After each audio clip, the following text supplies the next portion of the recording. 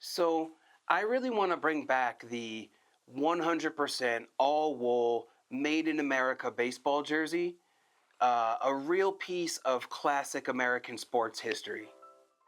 My name is Ryan Keogh, and I'm here to talk to you about the Cranford Dixie Giants. The Dixie Giants were a phenomenal African American baseball team that played in Cranford, New Jersey during the early years of the 20th century. And their story is so rich and so wonderful, but not a lot of people really know about them. Now, the story of the Cranford Dixie Giants starts with a man named Ernest Tyree.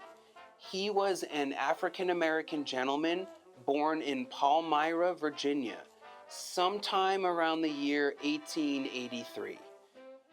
He was educated, he could read and write, and it is believed that he came to Cranford, New Jersey, sometime around the year 1905.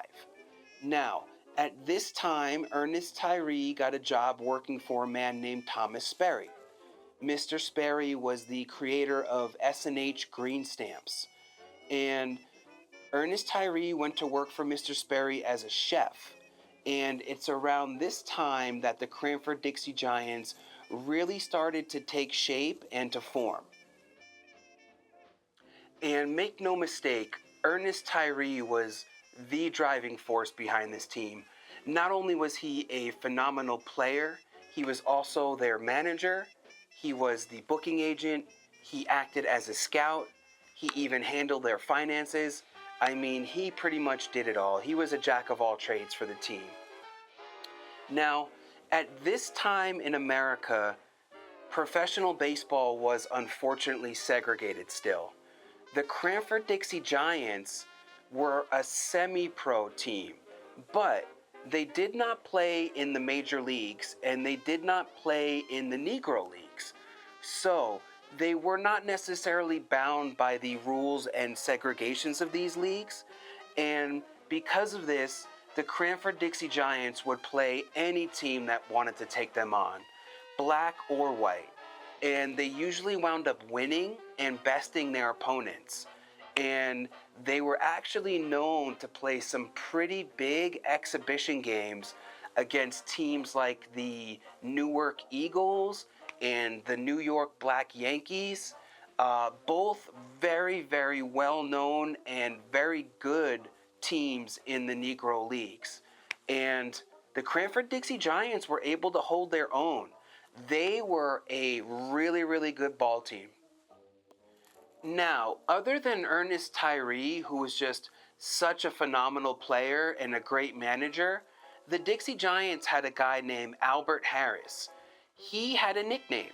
He was called Home Run Harris, and he was actually the nephew of Ernest Tyree.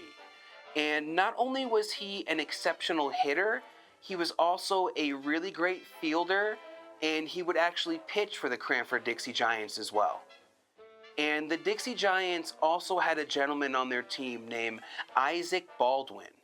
He was an all-star second baseman that would actually go on to play professionally for Philadelphia in the Negro Leagues. So the Cranford Dixie Giants were a group of guys that lived in town and they provided for their families, and they just so happened to play some of the best baseball that anyone in the area had ever seen. We feel that their story is inspiring and very unique, and we think it needs to be told. And we think a great way to honor this team and these gentlemen is with this authentic, historical, 100% wool baseball jersey, made the same way that these guys would have worn it over 100 years ago. Now, this jersey was sourced from one of the only known photographs of the Cranford Dixie Giants. It was provided to us by the Cranford Historical Society, so kudos to them. Now, I am not exaggerating when I say we spent well over a year just analyzing this one photo, specifically this one gentleman wearing the Dixie Giants jersey. We meticulously and painstakingly analyzed the cut, the lengths, and what we believe to be the actual real colors of the team, the exact style and cut and font of that Cranford C that you see on the chest of this guy's jersey. I mean, we wanted to reproduce this jersey the same way that these guys wore it over 100 years ago.